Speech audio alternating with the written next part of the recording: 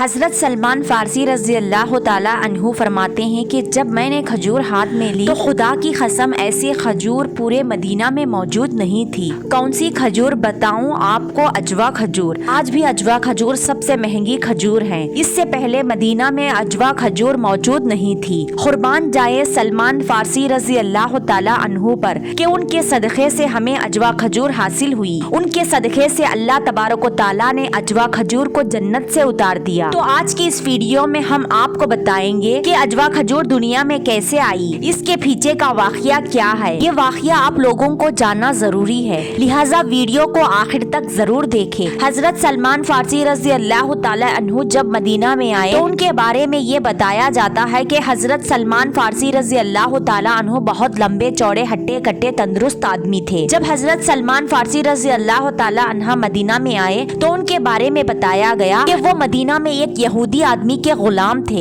جو بہت بڑا تاجر تھا اور مدینہ کی بہت ایکڑ زمینوں کا مالک تھا۔ تو اس شخص کے حضرت سلمان فارسی رضی اللہ تعالیٰ عنہ غلام تھے اور اس یہودی کے بارے میں بتایا جاتا ہے کہ یہ یہودی بہت کمزور اور دبلا پتلا تھا۔ یہ یہودی دن بھر اپنا کام کرتا اور حضرت سلمان فارسی سے بھی اپنا کام کراتا تھا، لیکن شام کو یہودی اپنی جگہ پر بیٹھتا اور اپنے سامنے سلمان فارسی رضی اللہ تعالیٰ عنہ کو بٹھاتا تھا۔ سارا حساب و کتاب تو ہو جاتا تھا، پھر اس کے بعد فارغ ہونے کے وہ یہودی اپنے سامنے سلمان فارسی رضی اللہ تعالیٰ عنہ کو بٹھا کر محمد صلی اللہ علیہ وسلم کو گالیاں دیتا تھا۔ پہلی گالی دیتا، دوسری دیتا، تیسری دیتا، تو حضرت سلمان رضی اللہ تعالیٰ عنہ کو یہ برداشت نہ ہوتا تھا۔ وہ تڑپتے رہتے تھے۔ تڑپتے تڑپتے جب غصہ زیادہ آتا تو وہ اٹھتے اور فوراً اپنے مالک یہودی کا گریبان پکڑ لیتے تھے، کیونکہ سلمان فارسی تندرست تھے اور ان کا مالک یہودی دبلا پتلا تھا۔ جیسے ہی وہ اس کا گریبان پکڑتے تو وہ یہودی چلاتا، اے مدینہ والوں،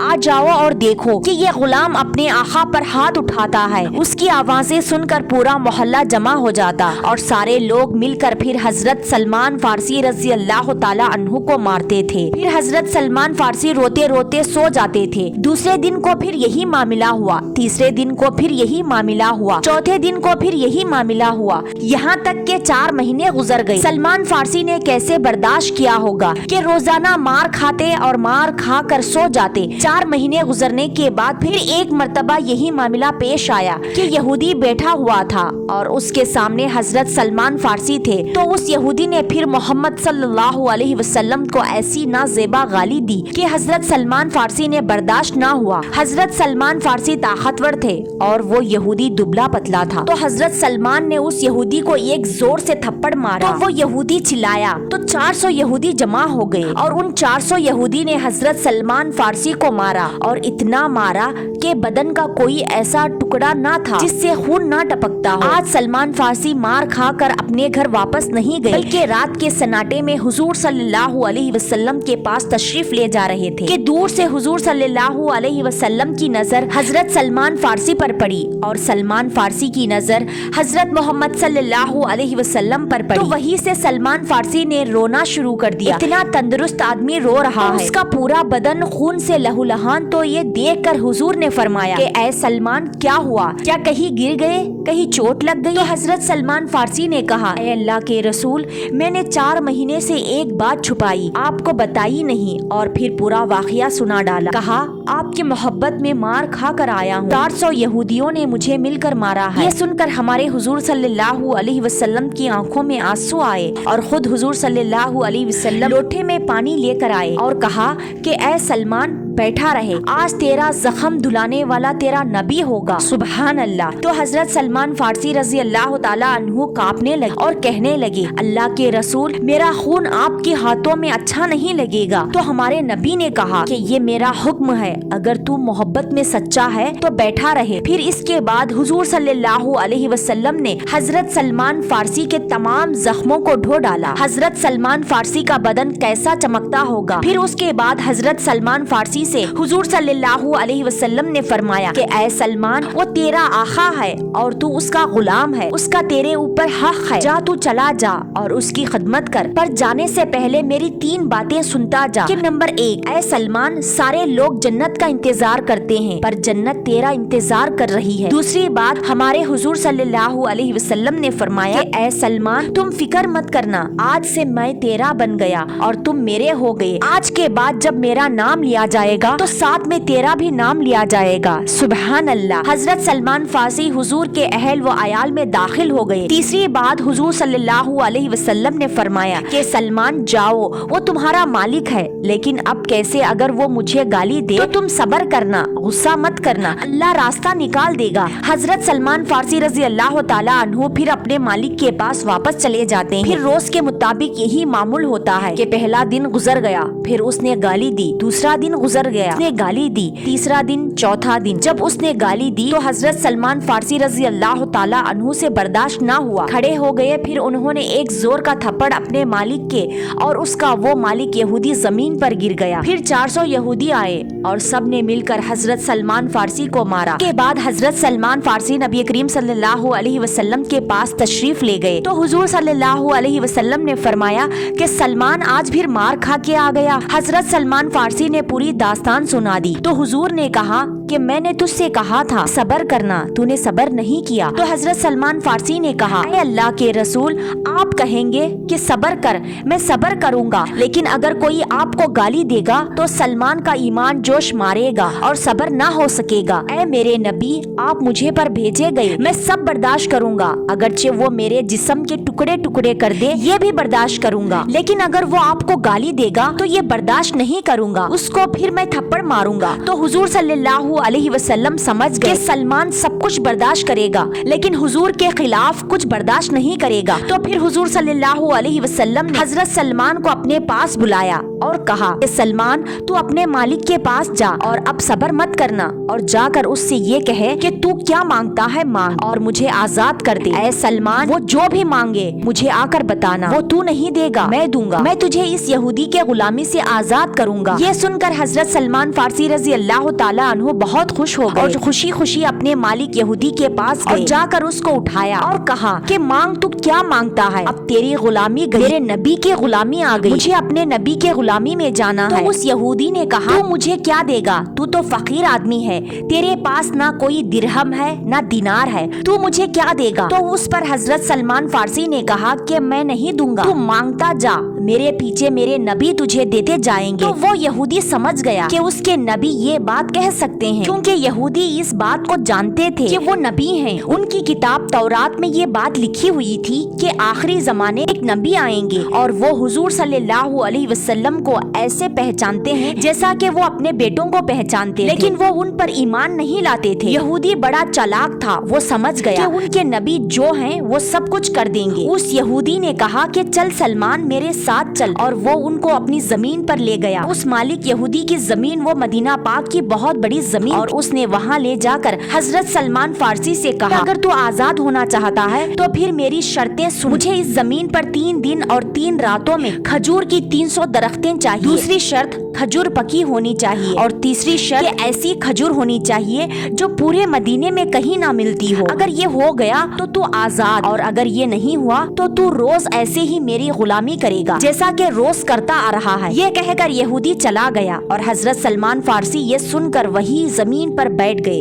और सोचने लगे कि शायद मेरे मुकद्दर में आजाद होना नहीं लिखा है, क्योंकि 3 दिन और 3 रातों में 300 खजूर की दरख्तें लगाना मुमकिन नहीं था, वो भी ऐसी खजूरों को जो कि पकी हुई हो और उस जैसी खजूर पूरे मदीने में मौजूद ना हो। ये सोचते सोचते ऐसा सलमान फारसी को वहाँ बैठे हुए बहुत देर हो गई। अचानक उनके दिल में ये ख्याल आया कि सलमान, कम से कम इस बात को हुजूर सल्लल्लाहु अलैहि वसल्लम को तो जाकर बताओ। तो फौरन हजरत सलमान फारसी ने नबी करीम सल्लल्लाहु अलैहि वसल्लम के खिदमत में हाजिर हुए तो हुजूर सल्लल्लाहु अलैहि वसल्लम ने उनसे फरमाया कि सलमान बताओ वो यहूदी क्या मांगता है, आज मैं दूंगा और तुझे आजाद कराऊंगा। हजरत सलमान फारसी रो पड़े और कहने लगे अल्लाह के रसूल मैं आजाद नहीं होऊंगा। तो हुजूर सल्लल्लाहु अलैहि वसल्लम ने फरमाया कि क्यों नहीं होगा। तो हजरत सलमान फारसी ने कहा कि अल्लाह के रसूल उसने अपनी जमीन में खजूरों के 300 दरख्तें मांगे हैं और वो भी ऐसी खजूरें जो पकी हुई हो और उस जैसी मदीने के अंदर मौजूद ना हो। शाम का वक्त होता है जब हजरत सलमान फारसी ने हुजूर सल्लल्लाहु अलैहि वसल्लम को बताया। ये सुनकर हुजूर सल्लल्लाहु अलैहि वसल्लम मुस्कुरा दिए और कहा कि सलमान इसके अलावा भी कुछ मांगा है। तो हजरत सलमान ने कहा कि नहीं और अल्लाह के रसूल इतना भी कहां से ला कर देंगे, क्योंकि आज पहला दिन तो गुजर गया, फिर दूसरा दिन और तीसरा दिन बचा है और खजूर के ऐसे 300 दरख्तें लगाना कैसे मुमकिन है। तो हमारे नबी सल्लल्लाहु अलैहि वसल्लम ने फरमाया कि सलमान खुश हो जा, ये भी हो जाएगा। फिर रात का वक्त था। हजरत सलमान फारसी नबी करीम सल्लल्लाहु अलैहि वसल्लम के पास ही थे। वो ये सोच रहे थे कि हुजूर सल्लल्लाहु अलैहि वसल्लम सारे साहिबा को हुक्म देंगे कि चलो जमीन पर चलो, खेती करो और दरख्त लगाओ। 3 दिन में 300 दरख्त लगाने हैं। असर हो गई, मगरिब हो गई, इशा हो गई।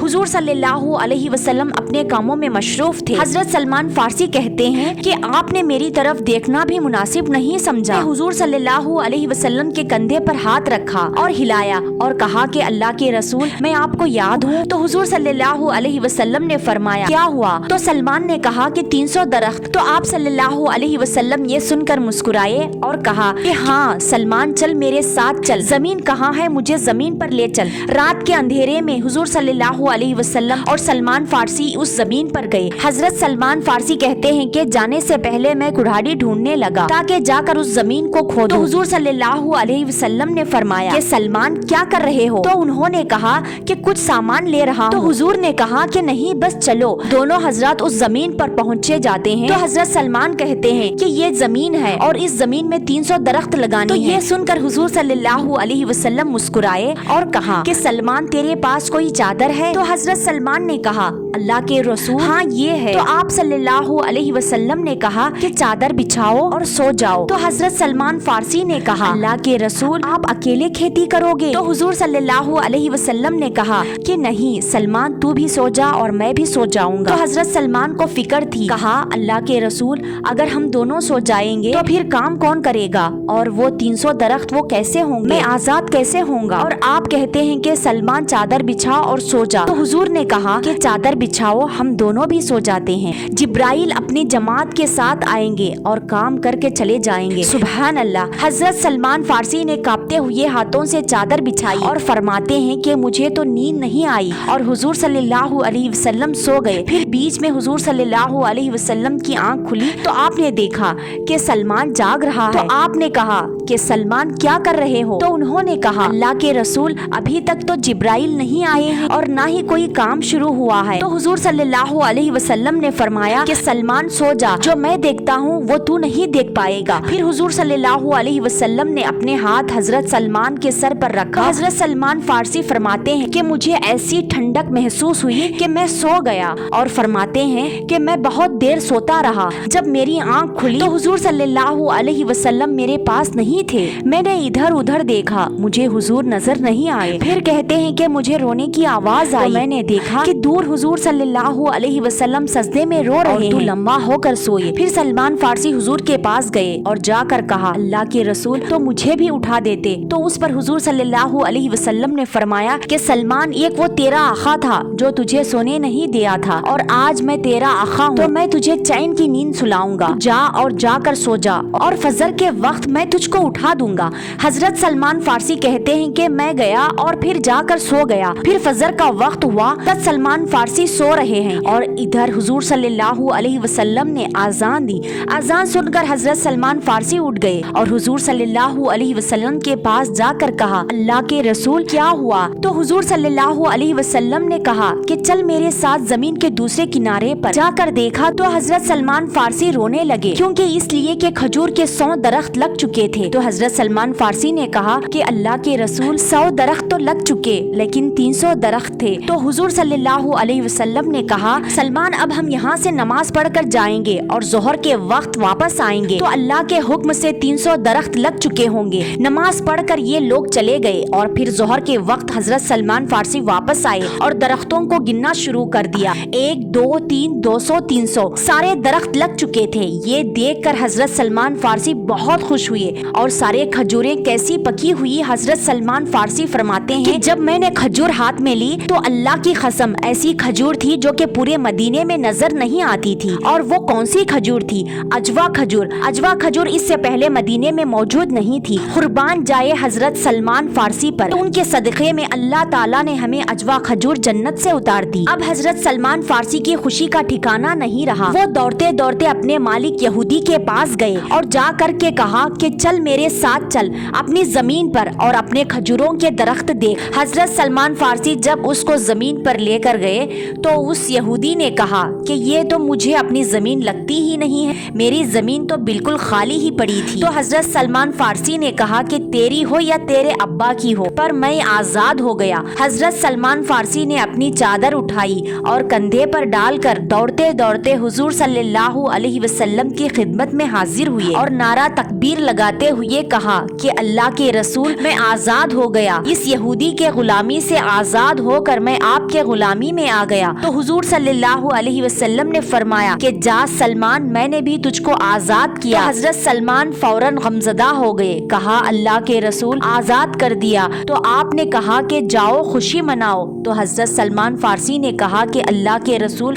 आपकी गुलामी हजारों आजादियों से बेहतर है। अल्लाह के रसूल मैं चाहता था कि मैं आपका गुलाम बनूं ताकि क़यामत में जब अल्लाह मुझसे सवाल करे कि सलमान क्या लेकर आया तो मैं कहूँगा कि नबी के गुलामी लेकर आया हूँ। तो हुजूर सल्लल्लाहु अलैहि वसल्लम ने फरमाया कि नहीं सलमान, तेरे जैसा आदमी खूब कमाएगा, दीन का काम करेगा, जा मैंने तुझे आजाद किया। अब काफी दिन गुजर जाते हैं। बहुत दिनों के बाद हजरत सलमान फारसी फिर से नबी करीम सल्लल्लाहु अलैहि वसल्लम की खिदमत में रोते हुए हाजिर होते हैं। तो हुजूर सल्लल्लाहु अलैहि वसल्लम ने फरमाया कि ऐ सलमान, अब तुझे क्या हुआ? अब तो तू आजाद है। अब तुझे किसने मारा? तुझे तो तेरा गुलाम मारता था, जिसके गुलामी से तू आजाद हो चुका है। ऐ अल्लाह के रसूल, तुझे किसी ने मारा तो नहीं, लेकिन मैंने ये देखा है कि जो मेरा मालिक था उसका धंधा बाजार में बहुत जोर व शोर से खजूरों का चल रहा है। इसके पास बाग में जो खजूरें मौजूद हैं, पूरे मदीना में ऐसी खजूरें मौजूद नहीं हैं। इसके खजूरों से मश्क की खुशबू आती है, तो वो अपनी 5 खजूरों को 500 दिरहम में बेचता है।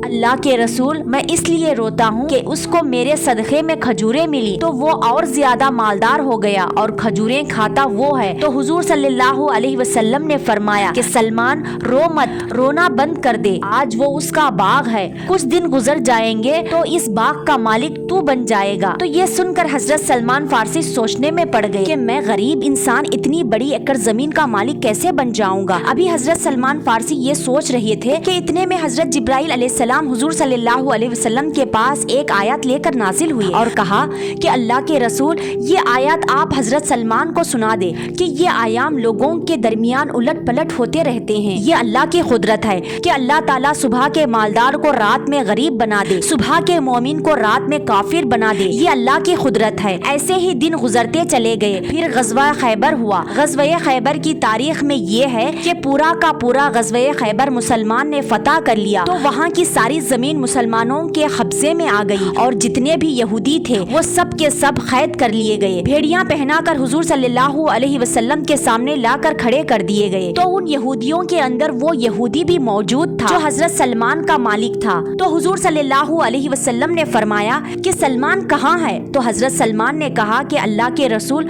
मैं इधर हूँ। तो आप सल्लल्लाहु अलैहि वसल्लम ने फरमाया कि सलमान खुश हो जा, खैबर की वो जमीन जिस पर 300 दरख्त अल्लाह ने लगाए थे और वो भी अजवा खजूर, आज ये मोहम्मद इस जमीन का तुझको मालिक बनाता है। सलमान, अब ये जमीन तेरी हो गई। फिर उसके बाद नबी करीम सल्लल्लाहु अलैहि वसल्लम ने सारे यहूदियों की तरफ से इशारा करके फरमाया कि सलमान, इनमें से उस शख्स को पहचानता है? तो सलमान फारसी रजी अल्लाह ताला अन्हु ने कहा کہا کہ اللہ کے رسول اس کو نہیں پہچانوں گا تو پھر کس کو پہچانوں گا، اور وہ یہودی حضرت سلمان کا مالک تھا۔ تو حضور صلی اللہ علیہ وسلم نے فرمایا کہ سلمان باغ بھی تیرے حوالے اور یہ یہودی بھی تیرے حوالے۔ تو حضرت سلمان بہت زیادہ خوش ہو گئے اور کہا کہ جب میں اس کو ایک تھپڑ مارتا تھا آج اس کو میں خوب ماروں گا۔ یہودی سب کے سب کانپ رہے تھے۔ جب وہ یہودی آیا تو حضور صلی اللہ علیہ وسلم نے فرمایا کہ سلمان تو اس کو مار جیسا یہ تجھ کو مارتا تھا، اس نے پورے مجموعے کے سامنے تجھے ذلیل کیا تھا، وہ تو بھی آج اس کو پورے مجموعے کے سامنے ذلیل کر۔ تو حضرت سلمان فارسی نے کوڑا اٹھایا اور کہا کہ اللہ کے رسول اس کو ہاتھ سے ماروں یا کوڑے سے ماروں؟ تو قربان جائے محمد صلی اللہ علیہ وسلم پر